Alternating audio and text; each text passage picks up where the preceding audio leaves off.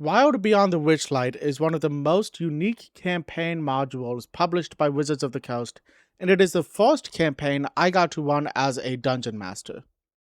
It is mostly set in the Feywild, the D&D realm of fairy, and it offers a very unique mechanic that a lot of D&D modules don't, an opportunity to solve issues without combat. This unique trait is both a positive and a negative depending on your specific group. This review might have some slight spoilers for this campaign if you haven't played it, just be aware of that. I'll try not to spoil anything major. Wild Beyond the Witchlight spans from levels 1 to 8, which is pretty common for a D&D module, so this is going to be a lower level campaign. The players start the campaign by going to a carnival that gets them to the Feywild, a land of whimsy and danger. To save the leader of this part of the Feywild, Prismir, the leaders must defeat a coven of hags, a group of sisters called the Hourglass Coven. This campaign should be a good balance of whimsy and creepiness, which can be a hard balance to achieve, but it is incredible when it's done right. Now let's talk about some positives. Wild Beyond the Witchlight does a lot of things great. The carnival is by far my favorite part of the book. The game's NPCs and tracking mechanics are incredible. Throughout the carnival, you track the happiness level of the carnival. So how much everybody else is enjoying it, how well the carnival is going. You track how your players are impacting the carnival itself. There were things that my players missed, but it was a blast. I made carnival tickets for the players to physically punch when they do different games and encounters and stuff like that. I did add a goblin that helped with a distraction near the end of the carnival. The goblin was secretly a trickster archfey that I used throughout the campaign just to add a little bit of chaos there. I also loved the 3 thieves at the carnival that work for the hags, especially Sowpig. They were just incredibly well designed. Like, I loved the design of Sowpig with the pig mask. The green dude, I don't remember all of their names, just looked really cool. The other chick was like made of stars. It was pretty sick. The Feywild in this book feels distinct. Each hag has their own smaller domain that feels distinct to the hags. There is a swamp, a theater in the mountains, and a decaying forest that each hag lives in. There are rules to the Feywild, specifically the rules of hospitality, ownership, and reciprocity. The rule of reciprocity says that everyone should be welcoming to guests that enter their home unless they are deemed unworthy of that welcomeness. Welcomeness? Is that a word? I think that's a word.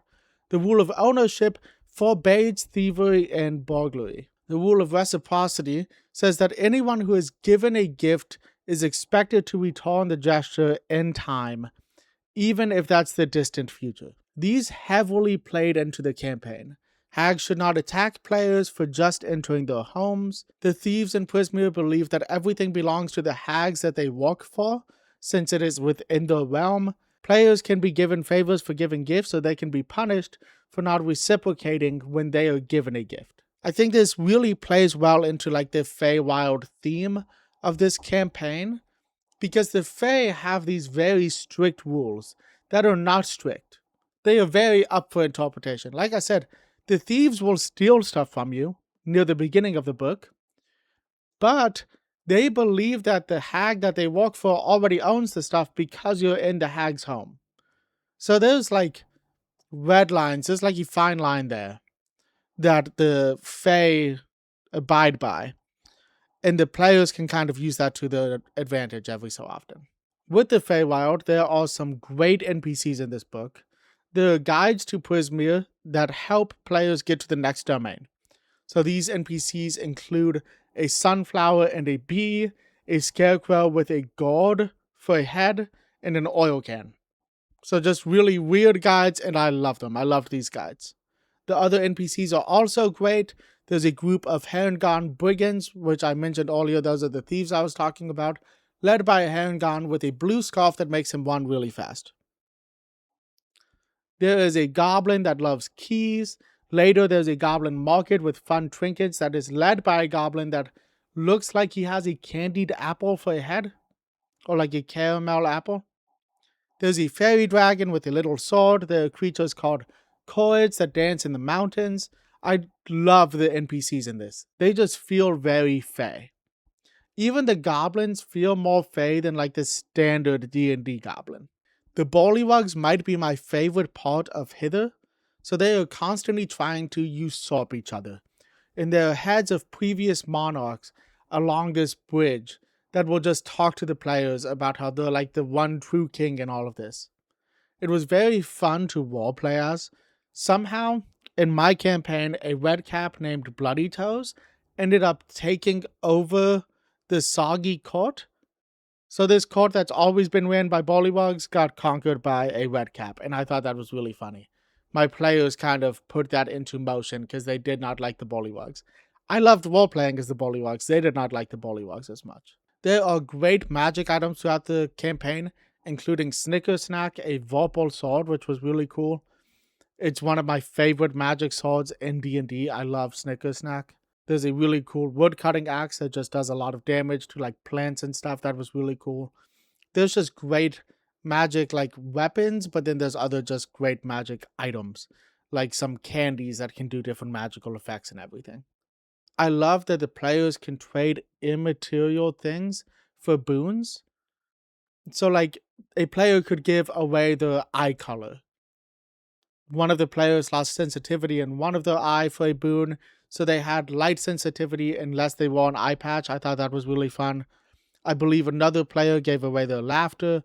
Someone gave away good memories from their past. There are things you can trade with in the Feywild that you can't in other realms. Sometimes the Fey aren't interested in material goods. They want something specifically that only you have.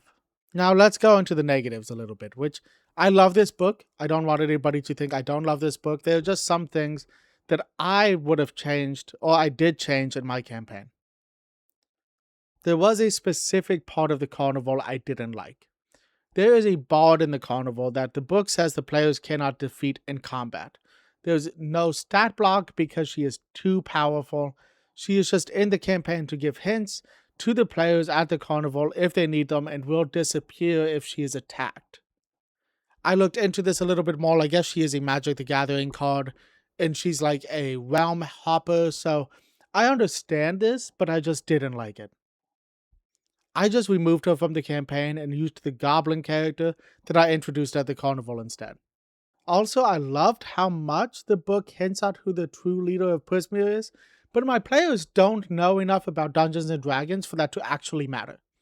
They see a hint at the carnival near the Hall of Illusion, but they definitely didn't remember that hint later in the book.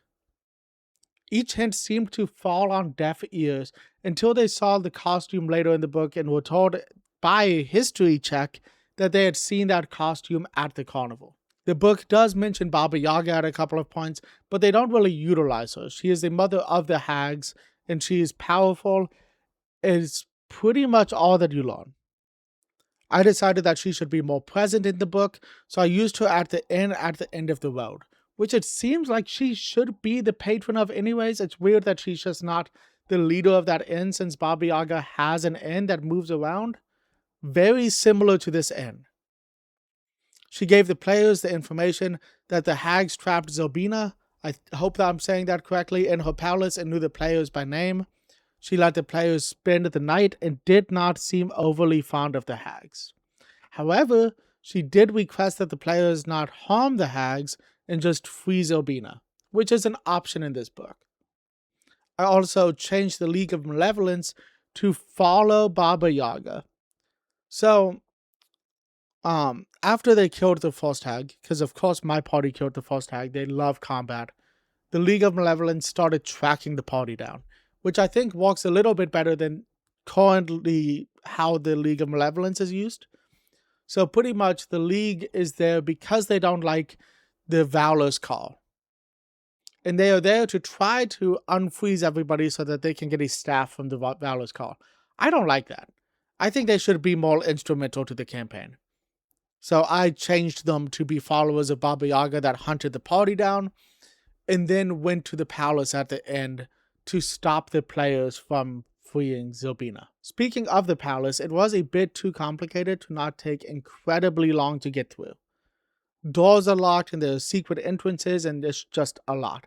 I just removed part of it. So like some of the locked doors, I unlocked them. Some of the riddles I just removed from the book. It was just a lot of work. That might have just been a preference for me, but it was a lot to remember.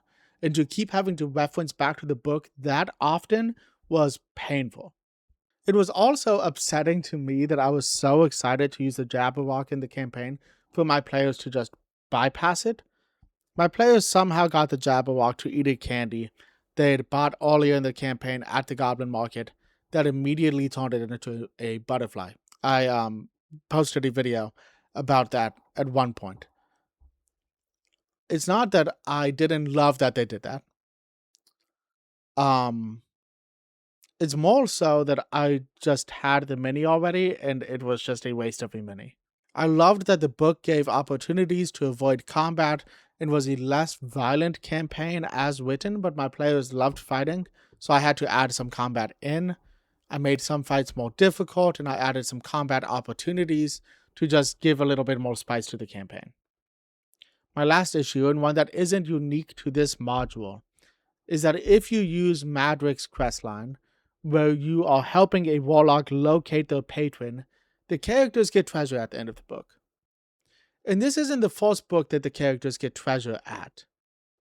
There is not a campaign written to follow this one up like some other books, so there isn't much the players can do with that treasure unless you homebrew a continuing campaign. This is a problem with a decent number of D&D books, where the goal at the end of the book is to get treasure. But unless there's a book that easily connects to it, you can't just continue using these characters as easily. My players didn't care about the loot. Now, I wish I had continued the campaign with the players hunting Baba Yaga or trying to stop the Witchlight Carnival or another connecting storyline like that. Instead, I had the final fight be against Baba Yaga, which was difficult but fun. The players loved it. Now, I think there is something for everyone in Wild Beyond the Witchlight. I would definitely recommend it if you enjoy roleplay, social encounters, and the Fae. I'd also recommend it if you want a break from traditional dungeon crawls. If your party wants constant combat or you don't enjoy improvisation, I think it will be more difficult for you to run this, and you will need to make changes to the campaign as written. But I still think you could make it work. If your party enjoys realism and darker stories without as much whimsy, this just might not be the story for you. It would be tough to change it to fit that. Wild Beyond the Witchlight is probably my favorite campaign from 5e, and I understand it isn't perfect. It holds a special place in my heart because it was the first game that I ran, and I love that it's connected to the Feywild. The Feywild is probably my favorite realm in D&D, and it's just so underutilized. If your party wants a fairy tale adventure full of memorable NPCs, strange bargains, and role-playing opportunities, it's incredible. If your players are expecting Curse of Strahd with fairies, they might be disappointed. Have you played this module before? Is there anything I forgot to mention that you enjoyed or didn't enjoy? Did you like this book? Let me know in the comments. And other than that, guys, I hope everybody is having an amazing day. And until next time, peace.